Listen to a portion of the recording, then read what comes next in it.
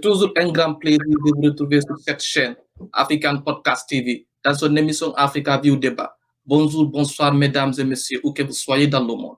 Bienvenue dans cette émission Africa View Débat. Cette émission est consacrée à l'actualité africaine sur tous les domaines, politiques, économiques, culturels, historiques, et aussi avoir des invités de grandes personnalités. J'ai l'honneur et le plaisir de vous présenter M. Douglas Mbiandou. Merci beaucoup, monsieur, d'avoir accepté mon invitation. Bonsoir Amadou, c'est un plaisir pour moi. Pour les gens qui ne vous connaissent pas, qui est Douglas Mbiandou? Parlez-nous de votre parcours, monsieur.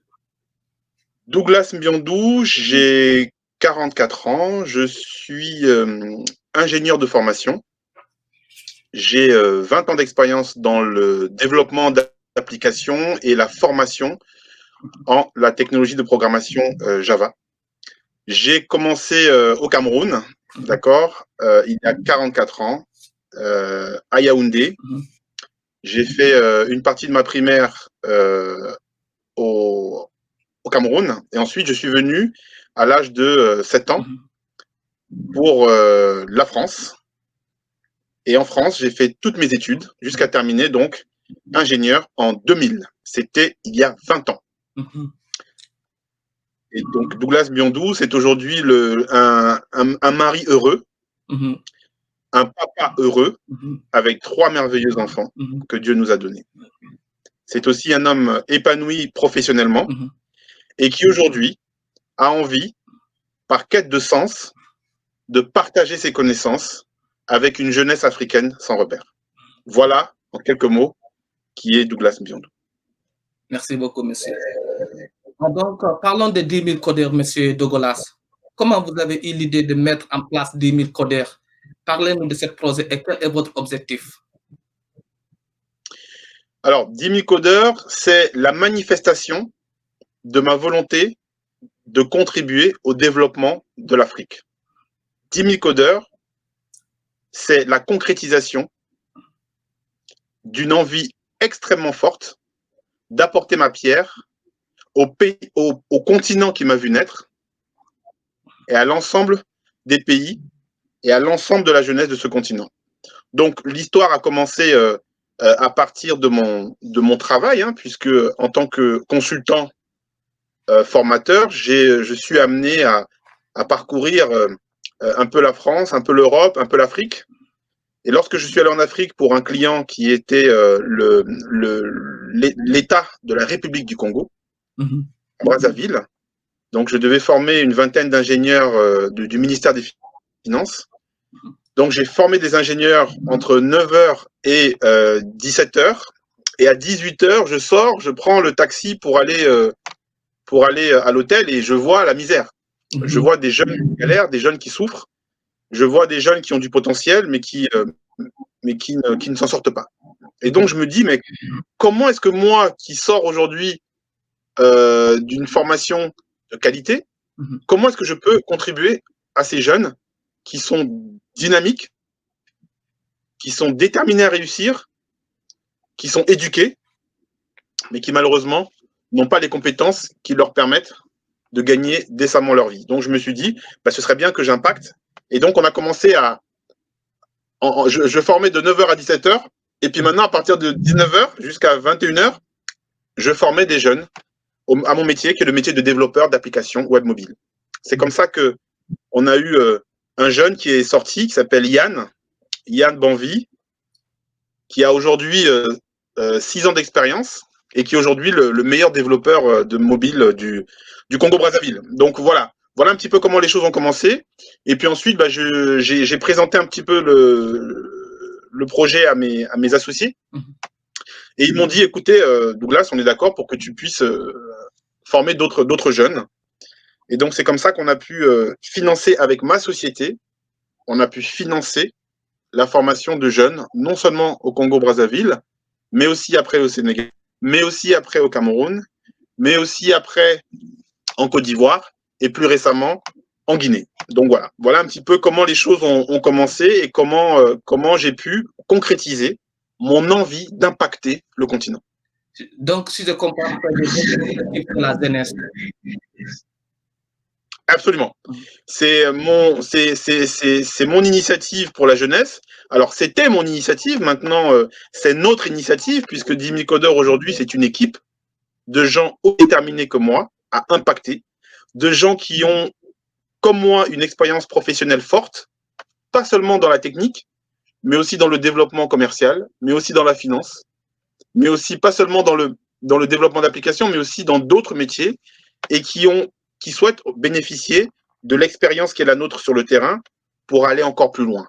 10 000 codeurs, à la base, c'est entre 2015 et 2025, insérer 10 000 jeunes sur le continent dans les métiers du numérique.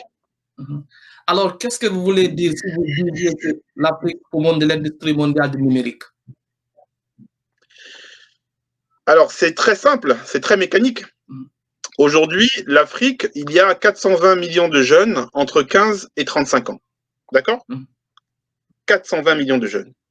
Imaginez une seule seconde, à l'heure où les talents numériques se font rares, à l'heure où le monde entier recherche des compétences dans le numérique, à l'heure où la digitalisation des processus est importante, imaginez que chaque jeune entre 15 et 35 ans ait simplement l'information que pour son avenir professionnel, il existe non seulement la possibilité de faire du droit, de faire de l'histoire, de faire de la géographie, de faire des sciences naturelles, de faire des sciences physiques, mais il existe aussi la possibilité de faire de l'informatique et un des métiers de l'informatique. Imaginez qu'ils aient seulement l'information en entrant au collège que c'est possible pour eux de gagner leur vie dans l'informatique, et imaginez qu'en plus on leur présente des grandes sœurs et des grands frères qui ont réussi dans ce domaine et qu'on leur explique quels sont les salaires qui sont faits. Je pense que si ces jeunes-là ont l'information, ils ne vont pas choisir très longtemps entre le droit et l'informatique. Bien sûr. Ils ne vont pas choisir très longtemps entre l'histoire et l'informatique. Ils ne vont pas très longtemps entre la géographie et l'informatique. Ils vont aller vers l'informatique parce que c'est là qu'il y a de l'argent, c'est là qu'ils vont pouvoir gagner leur vie, c'est là qu'ils vont pouvoir devenir autonomes, faire plaisir à leurs parents le plus tôt possible. Et donc, mécaniquement, puisqu'il y a 420 millions de jeunes, l'Afrique va devenir le poumon de l'industrie mondiale du numérique. Les entreprises vont vouloir travailler avec les Africains. Les multinationales vont venir s'installer en Afrique. Et l'Afrique sera au cœur de l'industrie mondiale du numérique. C'est un petit peu le pari que nous voulons faire avec 10 000 codeurs. Donc, effectivement, c'est un peu ce qui peut paraître comme un slogan. 10 000 codeurs, l'Afrique, poumon de l'industrie mondiale du numérique, est en fait une vision. La vision d'une Afrique qui se repositionne sur l'échiquier mondial en s'appuyant sur sa jeunesse. Et donc, la jeunesse d'un côté, le numérique de l'autre, ça fait boum. OK. Selon vous, comment les technologies numériques se portent en Afrique et quels sont les dangers? Alors, les technologies numériques se développent en Afrique, d'abord comme elles se développent un peu partout dans le monde, avec un développement vertigineux. Le monde va de plus en plus vite grâce au numérique. Le temps est de plus en plus pressant. Le monde s'accélère autour de nous. Et le numérique participe à cette accélération de la vie. Donc, il y a les bons côtés, il y a les moins bons côtés. On sait que le numérique peut être une source de contenu néfaste pour la croissance de nos jeunes. On sait que le numérique est l'endroit où beaucoup de personnes mal intentionnées essaient de prendre le cerveau des jeunes. Donc, il faut éduquer les jeunes pour qu'ils n'aillent pas sur n'importe quel site, qu'ils ne soient pas sensibles à quel contenu.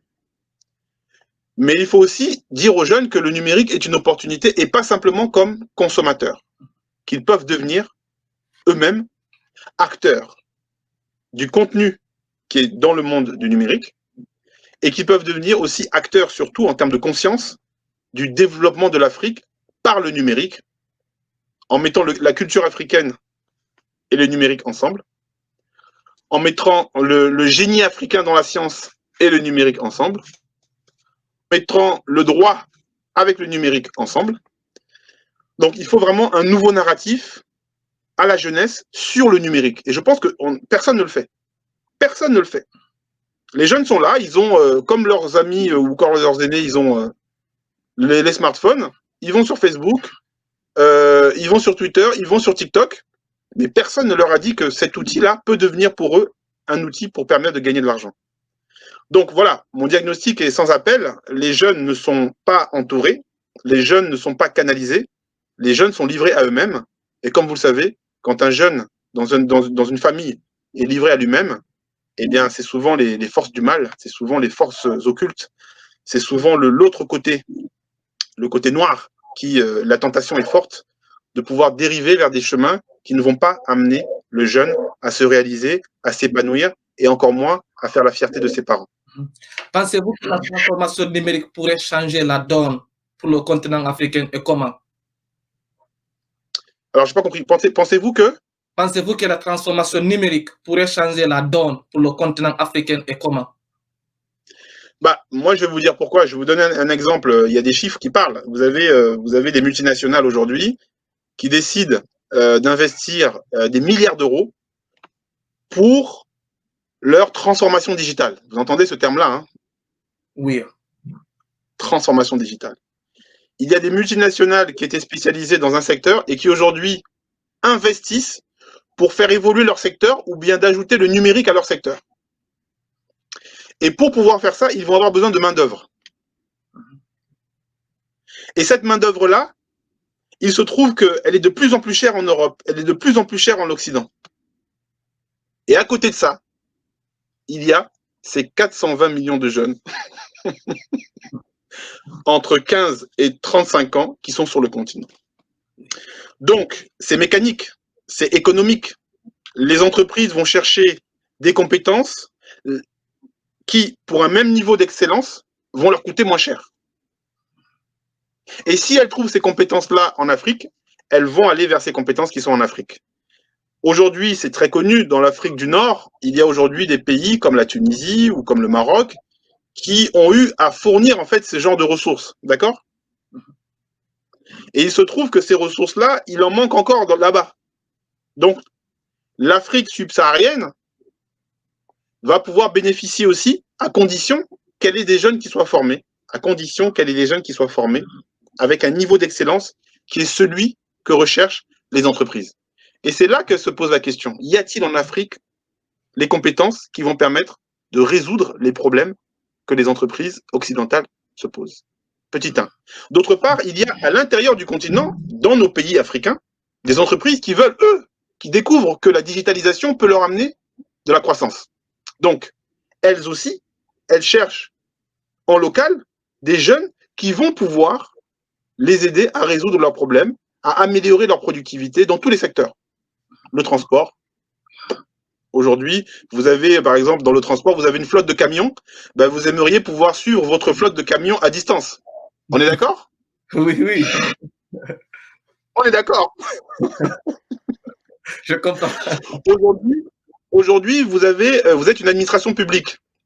Vous voulez sortir du schéma classique où les gens viennent à l'administration, demandent un dossier, et puis la dame à l'accueil dit « Bon, vous êtes venu à quand? Ça ressemble à quoi votre dossier? Qui est-ce que vous avez eu? Attendez, je vais à l'archive chercher. » Et puis si on ne donne pas le gombo, ça ne va pas bouger.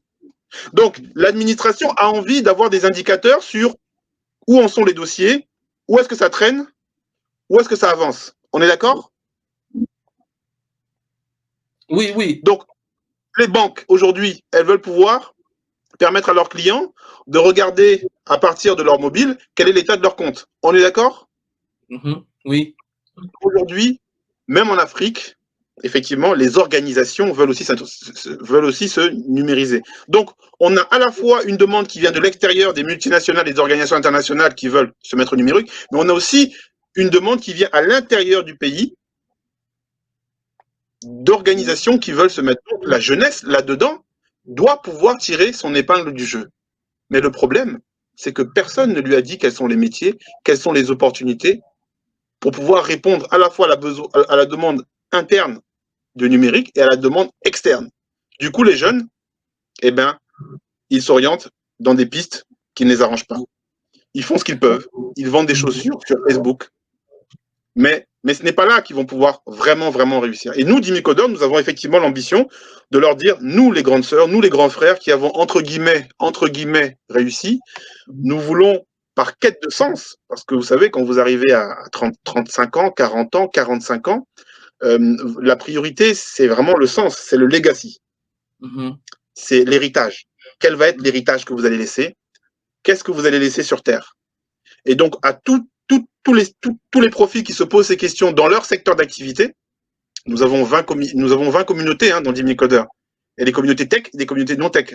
Nous leur proposons de venir. C'est ça qui est extraordinaire. C'est-à-dire que vous soyez aux États-Unis, que vous soyez en Guinée, que vous soyez au Sénégal, que vous soyez en Chine, votre expertise va pouvoir être valorisée par Dimicodeur devant la jeunesse africaine et vous allez avoir l'occasion d'apporter votre pierre à l'édifice pour l'Afrique, poumon de l'industrie mondiale du numérique. Parce que pour ça, il faut de la technique, mais il faut beaucoup d'autres choses que la technique. C'est très important. Je prends l'exemple d'Amadou, Amadou Ba.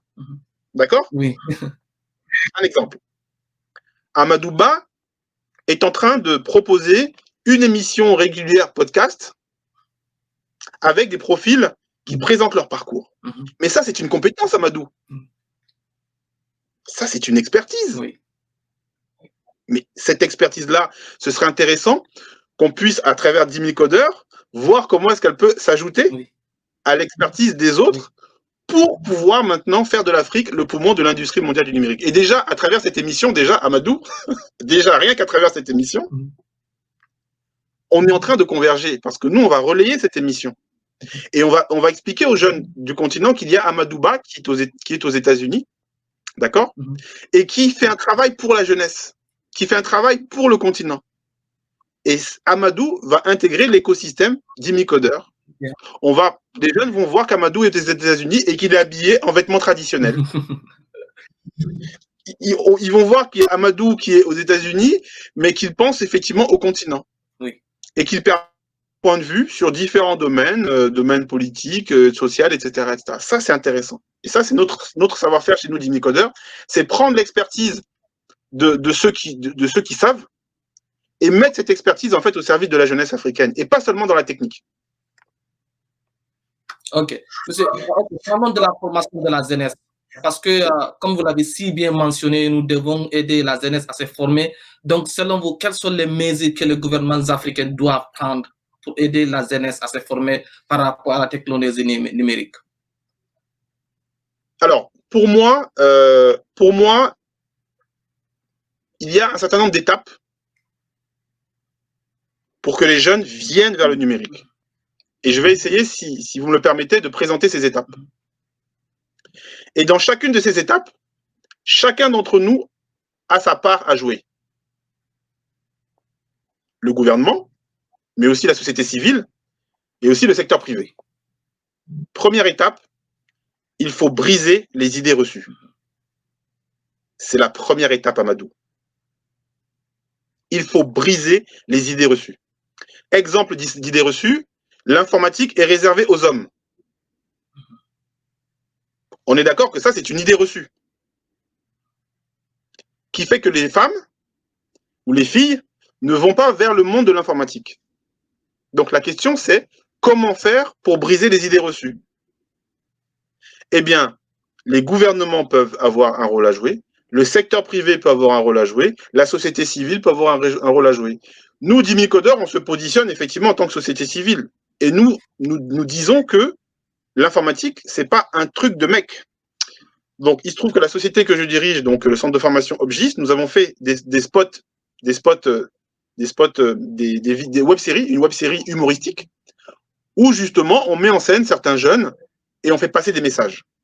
Et les gouvernements aussi peuvent prendre le relais sur ce sujet en organisant justement des événements où il va y avoir un échange entre la jeunesse et justement des profils qui ont réussi, des rôles modèles et qui vont devenir inspirants. Ça, pour moi, c'est la première chose à faire. La deuxième chose à faire, c'est qu'il faut montrer à ces jeunes qu'il y a d'autres jeunes qui ont réussi grâce au numérique. Une fois qu'on a réussi à briser les idées reçues, il va falloir montrer à ces jeunes d'autres jeunes qui ont réussi. Et nous, 10 000 codeurs, on est bien placés parce que depuis maintenant 4 ans, plus de 4 ans, comme on forme des jeunes, bah, il y en a aujourd'hui, vous le constatez sur les réseaux sociaux, hein, parce que je pense que c'est comme ça que vous nous avez trouvés. Oui. Donc, on présente des profils de jeunes qui ont réussi et qui sont insérés et qui aujourd'hui même interviennent dans nos webinaires. Donc ça, c'est la deuxième étape.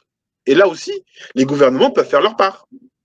Lorsque les gouvernements vont organiser des événements, il faut qu'ils mettent dans ces événements-là, en fait, des jeunes qui ont réussi et qui peuvent témoigner que effectivement, grâce au numérique, ils gagnent aujourd'hui 200 000 francs CFA par mois, 300 000 francs CFA par mois, 400 000 francs CFA par mois, 500 000 francs CFA par mois et plus. Parce qu'il faut parler de l'argent. Vous savez, Amadou, on ne parle pas beaucoup d'argent. Nous, on pense qu'il faut parler d'argent. Ah oui, il faut parler d'argent. Parce que si les jeunes, on ne leur explique pas que dans le numérique, on gagne de l'argent, ben, ils ne vont pas venir dans le numérique. Donc ça, c'est la deuxième étape. Montrer des jeunes qui ont réussi. La troisième étape, c'est il va maintenant expliquer aux jeunes quels sont ces métiers. Parce que c'est bien beau, on leur parle de numérique, mais quels sont les métiers? Quel est l'éventail des métiers? Il faut qu'on leur présente les différents métiers. Community manager, UX designer, développeur, testeur, sécurité informatique.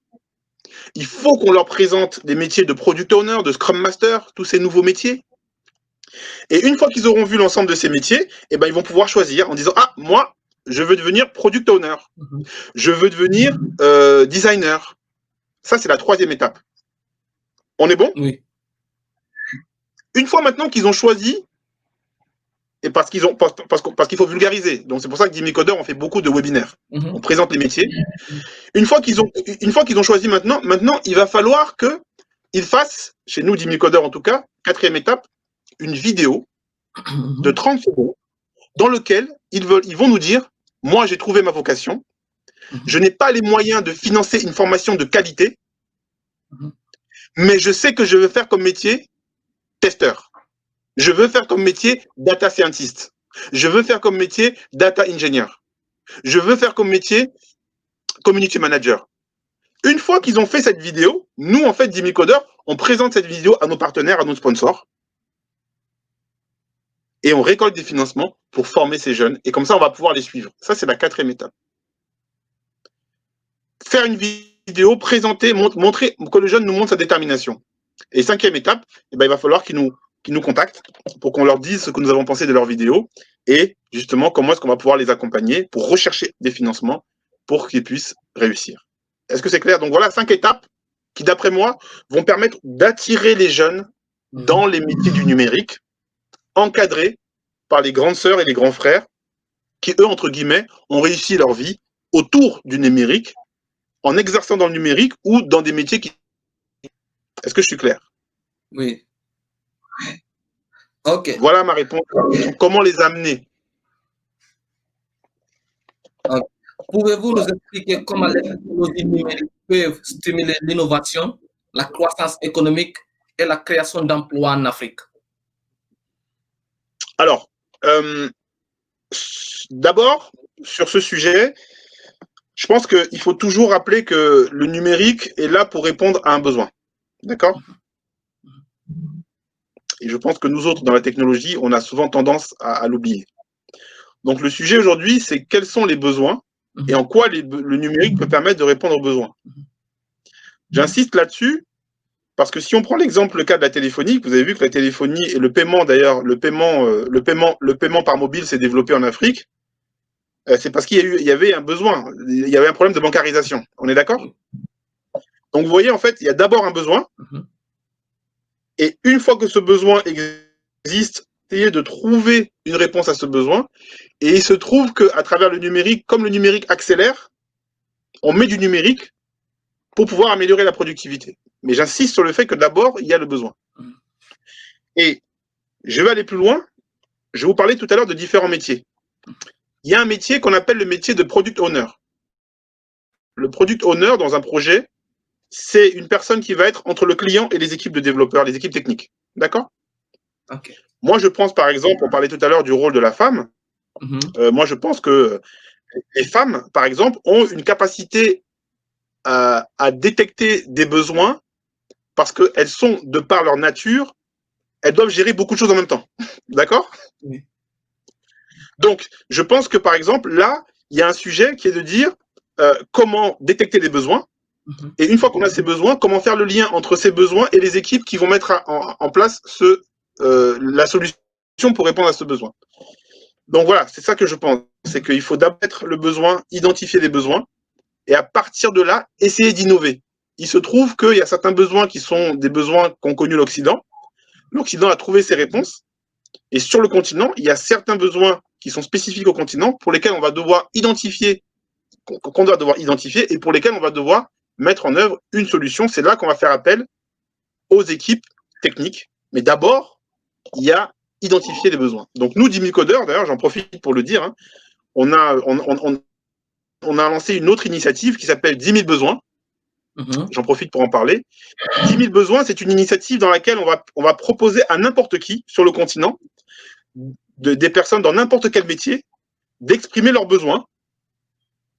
Et les 10 000 codeurs, les jeunes du continent, on va les mettre au travail sur ces besoins-là. D'accord? Ok. Donc, vous voyez, c'est quelque chose de très concret. On identifie un besoin et à côté, on met des équipes techniques pour répondre à ces besoins. 10 000codeurs.com, 10 000besoins.com. Ok. Donc, parlons des défis et des opportunités. Selon vous, quels sont les défis de la technologie numérique en Afrique et quelles sont les opportunités? Moi, aujourd'hui, je pense que je vais commencer par l'opportunité. Pour moi, vous l'avez compris, hein, l'opportunité, c'est l'emploi. Oui. Voilà. Bien. La principale opportunité, c'est l'emploi, voire l'entrepreneuriat. Figurez-vous qu'on a aujourd'hui des jeunes que nous avons formés, qui sont restés 1 an, 2 ans, 3 ans en tant que salariés, et qui maintenant sont des entrepreneurs. Parce que pour une Afrique, pour l'industrie mondiale du numérique, il nous faudra plusieurs entrepreneurs. Nous avons eu 5% d'entrepreneurs qui sont sortis de 10 000 codeurs. Et aujourd'hui, il se trouve que 2 ans après, 60% des jeunes qu'on interroge maintenant qui sont sortis de 10 000 codeurs, ils veulent devenir soit indépendants, soit chefs d'entreprise. C'est intéressant comme indicateur. Oui. Donc, moi, je pense que l'opportunité de la technologie, c'est l'emploi. Salarié, indépendant, chef d'entreprise. Ça, pour moi, c'est vraiment, j'insiste là-dessus, c'est la principale opportunité. Et autour, bien sûr, il y a toutes nos équipes, toutes ces personnes qui veulent faire du give back, toutes ces personnes qui veulent donner du sens à leur vie et apporter leur expérience dans un domaine fonctionnel ou bien dans un domaine technique ou dans un domaine commercial. Maintenant, au niveau des défis. Oui. Alors, je termine en fait sur les opportunités. Il y a aussi la santé, d'accord? Il y a l'amélioration en fait des processus. Je prends par exemple grâce à l'intelligence artificielle, la capacité de pouvoir résoudre des problèmes sans avoir besoin de l'intervention humaine. Ça, c'est très intéressant parce qu'on aura accumulé énormément de données sur énormément de cas. On va pouvoir avoir des machines qui font de la prédiction, qui proposent en fait des solutions parce que ces solutions ont été celles qui ont résolu plusieurs problèmes. Donc ça, pour moi, c'est un deuxième point que je vois qui est très intéressant. Autre point encore, c'est tout ce qui est, vous savez, les problèmes de tout ce qui est cadastre. D'accord? Il y a des problèmes aujourd'hui de parcelles. On ne sait pas à qui appartient tel ou tel terrain. Donc, on va pouvoir, grâce à des technologies comme l'intelligence artificielle ou la blockchain, avoir une traçabilité en fait au niveau de la gestion des parcelles et donc pouvoir résoudre ce type de problème. Ça me paraît effectivement très, très intéressant. Ça, c'est au niveau des défis, des opportunités. Il y en a beaucoup, mais vraiment, pour moi, la première, c'est l'emploi. Si on n'a pas des jeunes qui travaillent, on a des jeunes qui deviennent un danger pour le continent. Maintenant, au niveau des défis. Alors, bon, le défi, c'est comment faire pour que la technologie, justement, ne devienne pas la source de conflits. Parce qu'on n'est pas les seuls à vouloir. Il y a la technologie pour le bien, il y a la technologie pour le mal. D'accord? Oui, bien sûr. Il y a toujours les deux. Oui. Il y a la technologie qui pourrait permettre de manipuler des gens. On a vu ce qui s'est passé aux États-Unis. Oui. la technologie pour prendre la vie des gens, pour bloquer le compte des gens. La technologie pour fabriquer les êtres humains qu'on veut, avec les qualités qu'on veut. Ne plus qu'il y ait le libre arbitre. La technologie pour la guerre. Voilà les défis à mon avis. Et là, il va falloir faire preuve de gouvernance. Là, la technologie, c'est au service de la gouvernance. Comment ceux qui décident vont pouvoir réagir, vont pouvoir proposer, et là encore, c'est une question d'éducation, vont pouvoir faire en sorte qu'on n'utilise pas la technologie pour truquer. On n'utilise pas la technologie pour tricher. Ça fait partie des défis, pour moi, de la technologie. OK. Je sais très bien. Si nous parlons de la technologie, nous parlons de l'accès à l'Internet. Est-ce qu'on peut dire, oui. Est-ce qu'on peut dire qu'avoir accès à une connexion Internet sûre, stable et essentielle pour l'Afrique? Et selon vous, quelles sont les mesures que les pays africains doivent prendre pour avoir accès à l'Internet sûr et stable? Alors, je ne suis pas un spécialiste des infrastructures, mais je vais vous donner 2 informations. La première, c'est que, de mon point de vue, la question des infrastructures est un faux débat. Vous savez, la nature a horreur du vide. Donc, l'infrastructure va arriver. J'ai lu dernièrement un article, vous savez que il y a le fondateur de Tesla, son nom m'échappe, qui va lancer en fait d'ici l'année prochaine. Il a promis d'ici l'année prochaine, dans 2 ans, il va y avoir en fait un ensemble de satellites qui vont entourer le globe et qui vont permettre en fait d'avoir Internet même dans la brousse. D'accord? OK. Donc pour moi, l'infrastructure ne va pas être un problème. Et quand bien même, parce que j'ai eu l'occasion de vivre effectivement des coupures, etc., quand bien même l'informatique, l'infrastructure est un problème et qu'on ait accès qu'1 heure de temps à Internet par jour, ou bien à 2 heures par semaine, ou bien à 3 heures par mois, la question c'est qu'est-ce qu'on va faire pendant que Internet est là? Ça, c'est la bonne question, Amadou. Oui.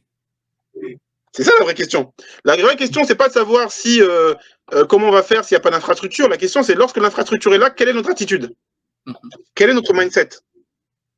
Est-ce qu'on va aller sur Facebook et découvrir un peu la vie de nos amis, ou bien on va se mettre à apprendre le métier de data scientist, de testeur, de développeur, de community manager? C'est ça, c'est sur ça qu'on doit travailler avec la jeunesse, et c'est là qu'on doit les accompagner au niveau du mindset. Ne pas se plaindre, se contenter de ce qu'on a, et faire avec le peu qu'on a quelque chose d'efficace pour son propre avenir. Investir sur soi, développer des compétences pour demain s'en sortir. Alors, selon vous, quel est le rôle de l'Union africaine ou bien des gouvernements africains par rapport à la technologie numérique concernant la jeunesse africaine? Alors, c'est une très bonne question. Moi, aujourd'hui, par exemple, l'Union africaine, nous comptons la solliciter parce que nous voulons que Dimi Codeur devienne un label panafricain. Et c'est là, il y a un travail de gouvernance au niveau de l'Union africaine. C'est que l'Union africaine doit donner le ton et doit pouvoir valoriser des initiatives qui sont réplicables dans tout le continent et qui apportent de la valeur sur différents secteurs, dont le secteur de la jeunesse et de l'emploi dans le numérique. Et donc, pour moi, l'Union africaine doit être l'organe qui va permettre de labelliser une expertise ou une approche, un savoir-faire qui peut permettre au continent d'avancer. Alors, ça peut être dans la gouvernance, d'accord? On est d'accord? Oui. La gouvernance, c'est un vrai sujet. L'Union africaine doit donner le ton pour accompagner les États pour une meilleure gouvernance, une meilleure gestion des citoyens, une meilleure gestion des infrastructures, une meilleure gestion dans la santé, dans l'éducation, dans l'emploi. Encore faut-il, c'est pour ça que moi je mets toujours un petit peu de frein à condamner, vous savez. Parce que je pense que avant de condamner, il faut d'abord faire ses preuves. Et donc, en ce qui me concerne, j'essaie de montrer l'exemple, puisque on est en train de faire nos preuves avec Jimmy Coder, et c'est à partir de là qu'on va pouvoir faire des propositions. Donc, nous allons aller voir l'Union africaine pour faire des propositions. Et j'espère que nous aurons des interlocuteurs qui vont être à l'écoute, non pas de ce que nous allons dire, mais de ce que nous avons fait. Et je pense que le rôle de l'Union africaine sera ici de pouvoir, avec nous, amplifier le travail que nous avons réalisé dans l'intérêt de la jeunesse des 54 pays du continent. Ok, comme vous l'avez si bien dans la technologie numérique par rapport à la santé, donc pensez-vous que la promotion de la technologie numérique en Afrique permettra d'influencer dans certains domaines, par exemple la santé, l'éducation, ainsi de suite? Alors, c'est très intéressant que vous me parlez de ça, puisque j'ai autour de moi d'autres entrepreneurs qui essaient de faire des choses. Et il se trouve que pas plus tard que la semaine dernière, j'ai vu le travail donc du Guinéen, d'un entrepreneur guinéen qui a créé en fait un appareil qui permet justement de faire des diagnostics au niveau de la santé. Et des initiatives, il y en a tous les jours. Il y a beaucoup d'initiatives en fait au secteur de la santé. Vous savez d'ailleurs qu'on est en plein Covid et que l'Afrique n'était pas en reste au niveau du Covid. Il y a beaucoup d'initiatives africaines pour proposer des solutions, pour voir comment le numérique peut être effectivement, peut apporter des solutions au niveau du Covid. Mais vous savez, avec le temps, on se rend compte que l'important, ce n'est pas la technique. L'important, c'est la gouvernance. Dans quelle mesure les solutions techniques qui ont été proposées sont pérennes et sont fiables et sont techniquement éprouvées et robustes? Dans quelle mesure les États vont être à l'écoute de ces solutions en toute impartialité? Ça, c'est des vraies questions. Parce que de tout temps, nous savons que la technique est là pour résoudre des problèmes. Mais combien de jeunes ont eu leurs idées qui ont été volées par d'autres?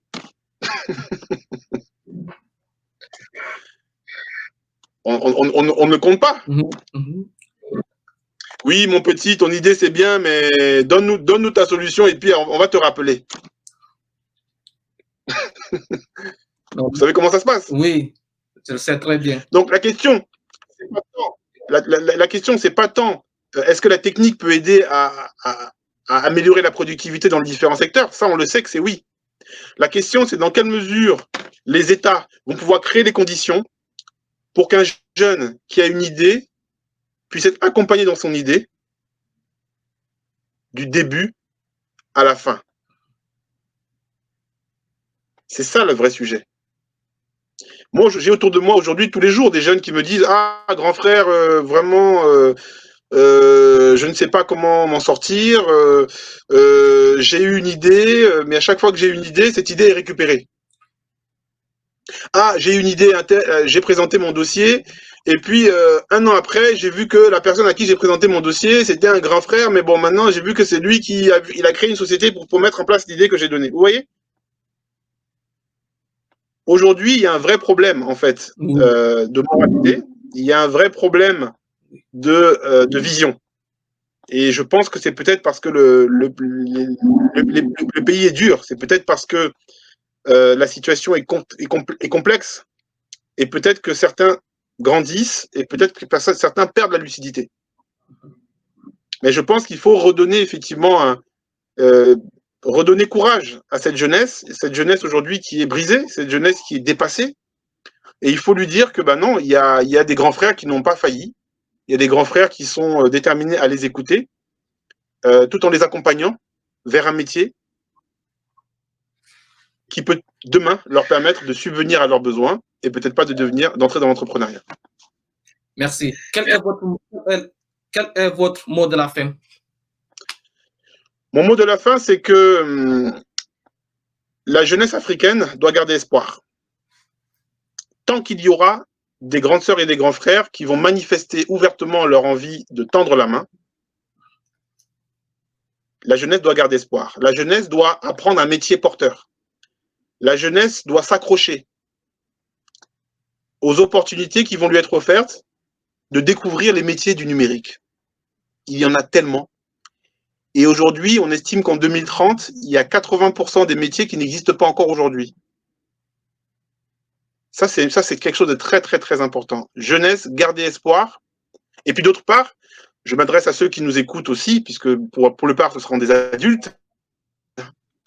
Rejoignez-nous, rejoignez 10 000 codeurs, donnez un sens à votre expertise professionnelle en devenant un repère pour la jeunesse africaine. Ensemble, nous allons pouvoir préparer le continent à devenir le poumon de l'industrie mondiale du numérique. Merci beaucoup, monsieur, d'avoir accepté mon invitation. Merci beaucoup, Amadou. Merci à toi pour ton invitation. Je vous en prie. Merci. Merci beaucoup d'avoir écouté cette émission Africa View Débat. N'oubliez pas de vous abonner sur mes comptes sociaux, Facebook, Instagram, Twitter, YouTube. Alors là, vraiment, une autre émission. Merci beaucoup.